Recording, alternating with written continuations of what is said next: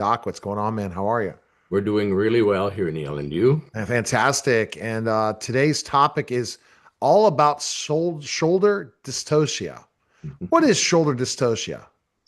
Well, it is actually, in a nutshell, the difference in mom's pelvis is too small or baby's too big, and it actually has to do with shape as well. For example, babies with broad shoulders or big chests have a little more trouble. Is shoulder dystocia an emergency? Absolutely. It's one of the probably three or four emergencies in obstetrics. And the thing about it is the reason it's an emergency are there too. You can't predict it. That's one problem. The other problem is you have about 2 minutes to identify it and to fix it. What is the greatest risk to the baby in a shoulder dystocia delivery? Oxygen deprivation. They don't always have, the cord isn't always collapsed, but it certainly can be. And then, of course, there's nerve injury, which is the main problem there is brachial plexus, which is here. And if you stretch that too much, trying to pull a baby out, then you can have paralysis of the shoulder, the elbow, and the hand. So that's a serious problem. Fractures can occur, clavicle, humerus fractures can occur. Clavicle fractures are really not a big problem. They heal by themselves. What are the risks for the mother involved with shoulder dystocia? Well, they are vaginal and vulvar tears mostly. A big episiotomy is another problem. And then, of course, there is the psychological or emotional problem because these things can be quite terrifying. How often does shoulder dystocia occur? Not very often, thank goodness. Anywhere between 0.2% and 3%. And of course, if you are diabetic, that really increases your risk. You'll be more likely to be in that 3% area if you're diabetic. Which babies are most likely to be affected by shoulder dystocia? Large babies are the biggest problem. Again, shoulder dystocia is a function between the discrepancy in the size of the pelvis. In other words, not big enough, and the baby that's too big and the wrong shape. And the biggest problem is for babies who are from diabetic moms. And the problem is their shoulders and their chest. Which mothers are greatest risk for having a baby with shoulder dystocia? The greatest risk would be maternal diabetes. And of course, there are three kinds of diabetes. You have the childhood onset, you have the adult onset, and then you have the pregnancy onset. But it's really the adult onset that would be the biggest problem.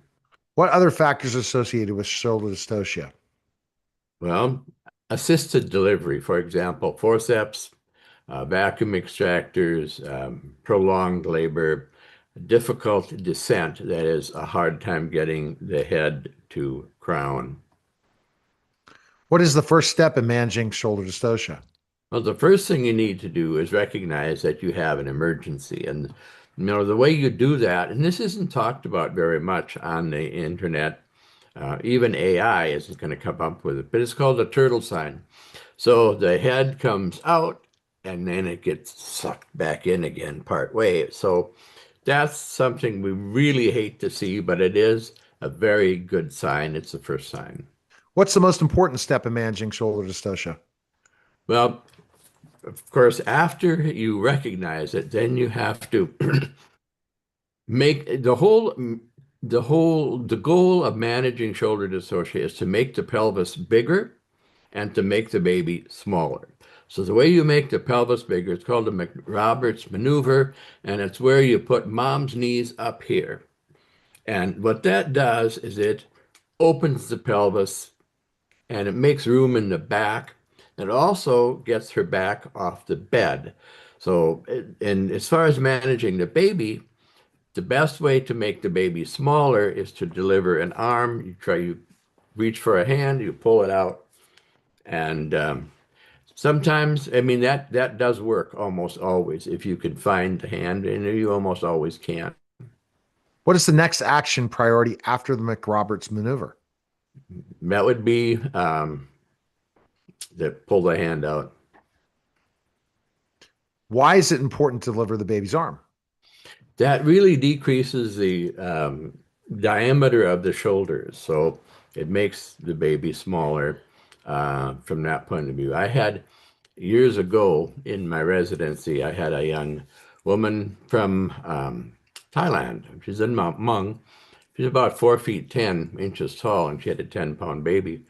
Delivered with forceps, but I had to actually, I pulled out the back arm and I still couldn't get the baby out. So I had to turn the baby around, which is a legitimate procedure, and deliver the other arm. So they were like this. And then I got the baby out. So all's well that ends well, Neil.